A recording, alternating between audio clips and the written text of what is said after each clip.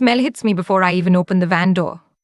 Smoke, burnt sugar, something chemical underneath it, sharp and wrong. My headlights sweep across the parking lot of the strip mall and land on the darkened windows of what used to be my storefront. The glass is intact but fogged from the inside, grey and dead-looking. The little hand-painted sign I spent 3 weekends on lark and honey baked goods is still there, still perfectly centered above the door. Everything else is not okay. I sit in the driver's seat for a full minute before I can make myself get out. I had built the bakery from nothing, not from a trust fund, not from my parents' connections, not from some lucky break. I'd spent 4 years working double shifts at a hotel kitchen in Columbus while I saved, took online business courses at night, drove 2 hours every weekend to apprentice under a pastry chef in Cincinnati who charged me almost nothing because, she said, she saw something in me. I signed the lease on that strip mall unit on a Tuesday in March, alone, because there was no one to bring with me. I cried in the parking lot afterward. Happy tears, mostly. By the time my brother called me 6 months after the grand opening, I had a wait list for custom wedding cakes and a wholesale deal with 2 coffee shops downtown. I was tired in a way that felt earned. Good tired. His name is Ryan. He's 28, 2 years younger than me, and he's always been the one my parents introduced first at family gatherings. This is Ryan. He's got such a personality. You'd love him. I was the quiet one, the responsible one, the one who, according to my mother, worried too much. Ryan had been between jobs again. That was how she always put it. Between jobs. Like he was a commuter waiting for the next train, not a grown man who had been fired from 4 positions in 3 years for showing up late, calling in sick on Fridays, getting into arguments with managers who, according to Ryan, didn't know what they were doing. He called me on a Wednesday evening while I was icing a 5-tier cake for a retirement party. I heard the bakery's going really well, he said. Not congratulations, not I'm proud of you. Just a statement, like he was reading from a report. It's going okay, I said. Getting busier. You need help? I paused, set down my offset spatula. What kind of help? Like running the place. Managing things. I'm good with people, you know that.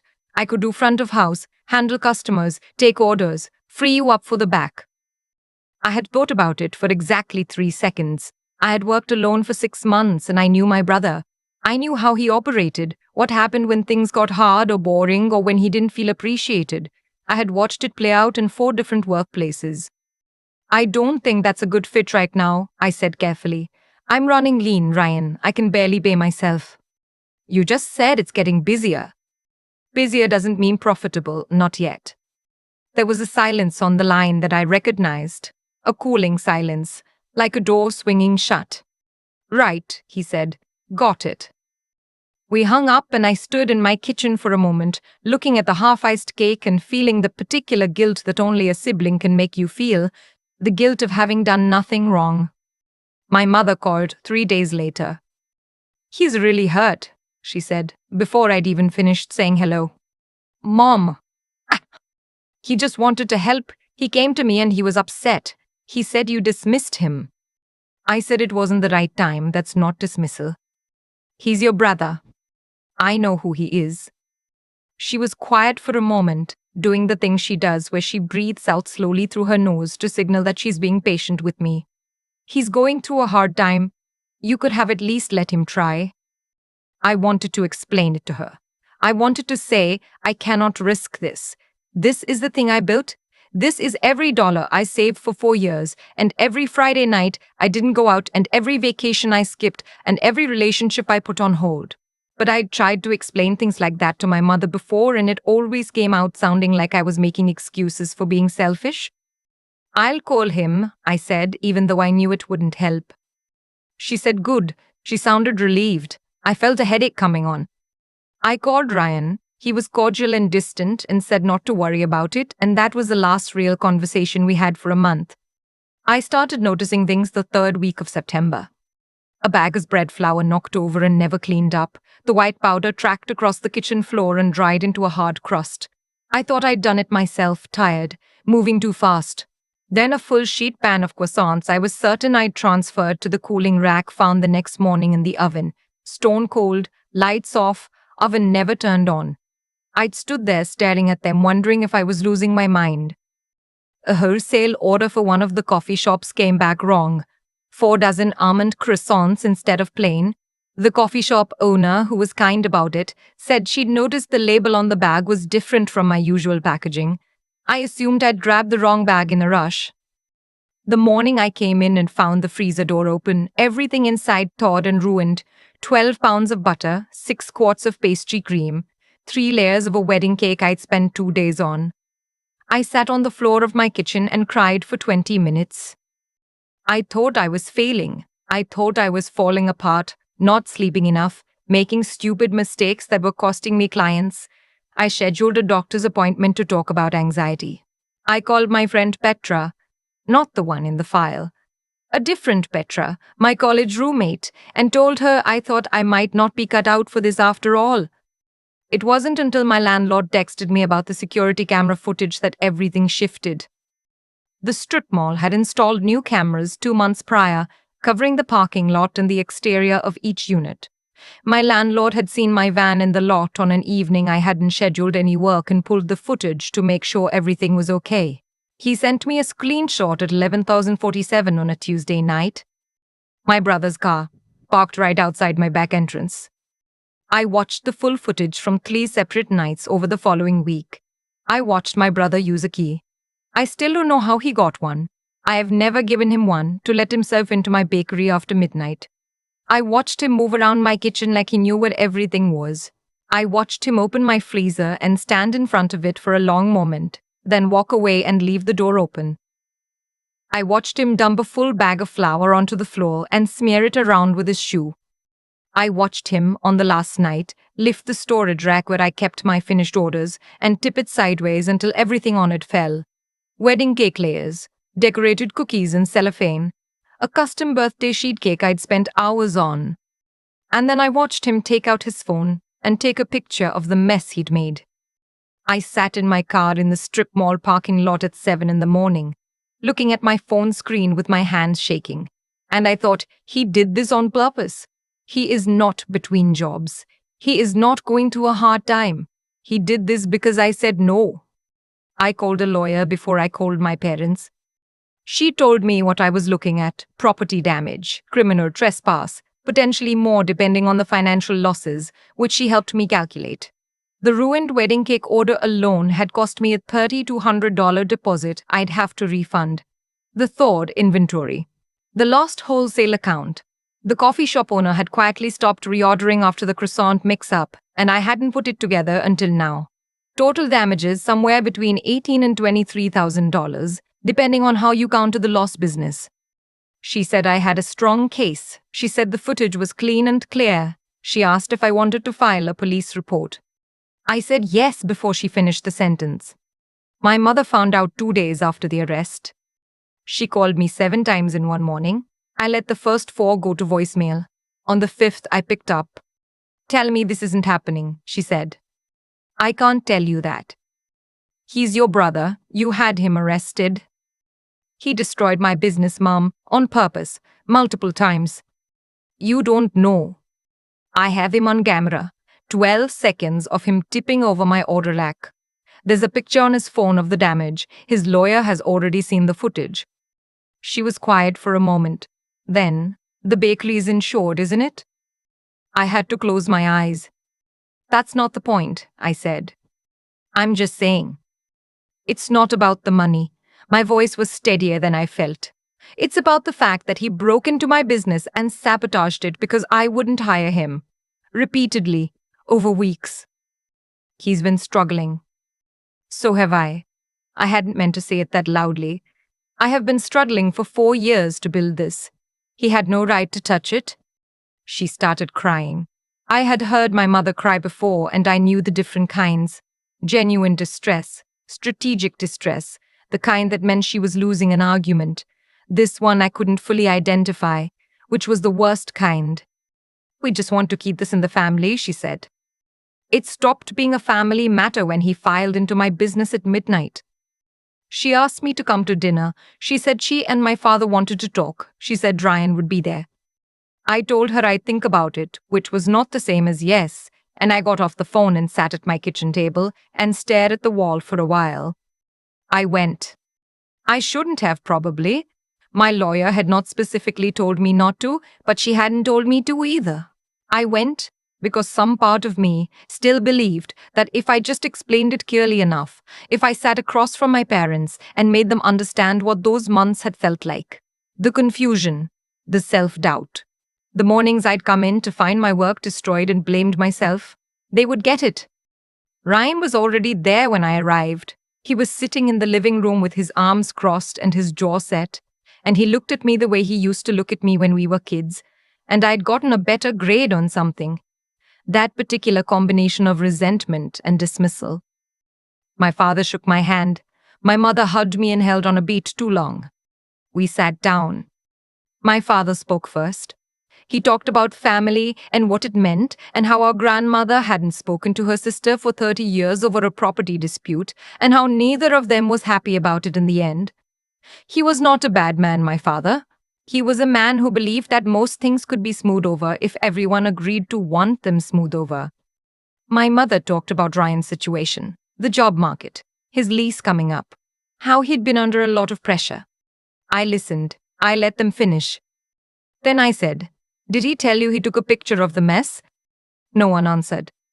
After he knocked over the rack, he stood there and took a photo on his phone of my destroyed work.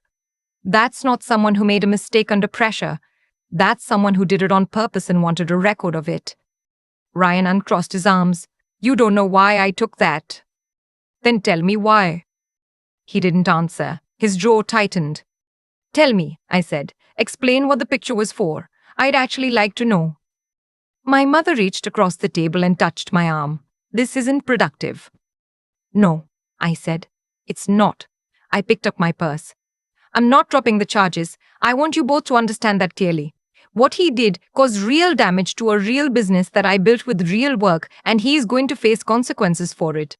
That's not me being vindictive. That's just how it works." Ryan said something under his breath that I chose not to engage with. My father said my name like he was asking me to wait. I paused in the doorway. "He's your brother," my father said. "I know," I said. "And I'm his sister." And he walked into my business at midnight and destroyed things I'd spent days making because I wouldn't give him a job. Those two things can both be true at the same time. I walked out. Ryan's voice rose behind me. I heard my name, my mother's quick response, my father's tired attempt to calm things down. I got to my car, started the engine, pulled out onto the street. I made it about 4 blocks before I had to pull over. I sat there for a while. Not crying exactly, but something adjacent to it. That specific kind of grief that comes from realizing a thing you suspected for a long time was actually true. That some people in your life will always choose the comfortable version of events over the accurate one. And there's nothing you can do to change that. I sat there until my hands stopped shaking. Then I drove home. The case moved faster than I expected. Ryan's lawyer initially pushed for a deal, reduced charges, restitution, probation. My lawyer pushed back on the restitution amount and won. The final number came out to just over $21,000, payable in installments, plus 200 hours of community service and 18 months probation with conditions that included no contact with me or my business. My parents did not come to the hearing. I found that out from Ryan's lawyer, indirectly, which meant Ryan had probably told them not to come, or they had decided on their own that being there would mean choosing a side. I sat in the courtroom and watched the judge lead the terms, and I felt almost nothing, which I hadn't expected. I had expected relief or satisfaction or something sharp and bright. Instead, there was just a quiet settling, like a door finally closing all the way. My mother texted me 2 weeks after the hearing. She said she hoped I was doing well. She said Ryan was staying with them for a while. She said dinner anytime I wanted. I read it 3 times. I thought about what I wanted to say, all the things I could say, the things I had wanted to say for months. I typed, "I'm glad he has somewhere to go. I'll be in touch." I put my phone down and went back to work. The wedding cake I'd lost to the freezer incident, the one I'd spent 2 days building before it thawed and had to be thrown away, I rebuilt it from memory. The clients had been understanding, which I still think about sometimes because they didn't have to be. They'd lost their deposit window, the replacement cost them more, and they had every right to be angry. They weren't. They came back. They sat across from me at my little work table and picked new flavors. Lemon lavender for the base tiers, brown butter vanilla for the top, and we laughed about something, I don't remember what. Something small and normal. That was when I understood that the business was going to be okay. Not because the court case went my way, not because the restitution check started coming, but because I had built something that people actually wanted to come back to. My wholesale accounts have grown. I brought on a part-time assistant named June. Reliable, meticulous, allergic to drama in the best possible way. We have a system.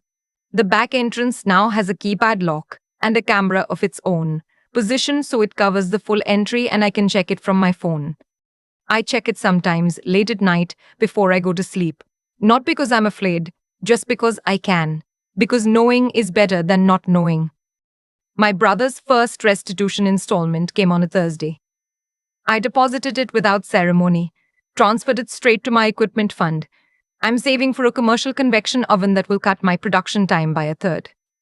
I don't think about Ryan much. When I do, I feel something that isn't quite sadness and isn't quite anger. Something more like the feeling you get when you look at an old photograph and realize the person you're looking at is someone you no longer know. Not lost, exactly. Just no longer part of the landscape. I walk the perimeter of my kitchen some evenings after June has gone home, checking that everything is in place, that the cooler is sealed and the prep surfaces are clean, and the morning orders are logged and ready. It's a small space. I've always known that. But it's mine, in the way that things you build with your own hands are yours, not just on paper but in your bones. The sign above the door still says Lark and Honey Baked Goods. I painted it myself. I'm going to keep it exactly as it is. There's something I keep coming back to, even now, the months I spent convinced I was the problem. That I was forgetting things, making careless mistakes, running myself into the ground. I scheduled a doctor's appointment. I called my best friend and told her I didn't think I was cut out for this. I blamed myself completely and thoroughly, and I did it because the alternative, that someone who shared my last name had walked into my kitchen and quietly dismantled everything I'd worked for, felt too enormous to hold. That's the part no one talks about when they tell stories like mine. The damage isn't just the ruined inventory or the lost accounts or the restitution checks. It's the weeks you spend doubting yourself before you know the truth. It's the way someone else's cruelty can look from the inside, exactly like your own failure. What I've learned, slowly and not always gracefully, is that clarity is its own kind of courage. It would have been easier to accept my mother's version of events. Ryan is struggling. The bakery is insured. Keep it in the family. Those are comfortable sentences. They require nothing from anyone. But I had watched the footage. I had seen what he did and how deliberately he did it, and I knew that agreeing to look away wouldn't have been forgiveness. It would have been a lie I consented to. And I have found, in the years I've spent building something real, that the lies you agree to have a way of rotting everything they touch. There's a kind of integrity that isn't loud. It doesn't announce itself. It just shows up over and over in the small choices. The decision to file the police report when your hands are shaking, to sit through the dinner knowing you won't change your answer, to walk out of the room when the people who raised you ask you to choose their comfort over your own truth. I made those choices one at a time, and none of them felt heroic in the moment. They just felt necessary. And I think about Ryan sometimes, not with anger but with something more like bewilderment. He had watched me build something from nothing and concluded that the fastest way to get a piece of it was to destroy it. That's a kind of thinking that comes from somewhere deep, from years of being told that things would come to him, that wanting was enough, that the people who worked quietly in the background would always be there to absorb the cost of his frustration. I don't know what he does with that now. That part isn't mine to carry. What is mine is the kitchen I walk into every morning. June has the prep list done before I arrive, the cooler seals properly, the orders go out right. I built this once already. I know exactly how to build it again if I have to, and that knowledge, the kind that lives in your hands and your discipline and your willingness to show up on the hard days, is the one thing no one can walk in and take from you at midnight. The sign above the door still says Lark and Honey. I painted it myself. It's staying exactly where it is.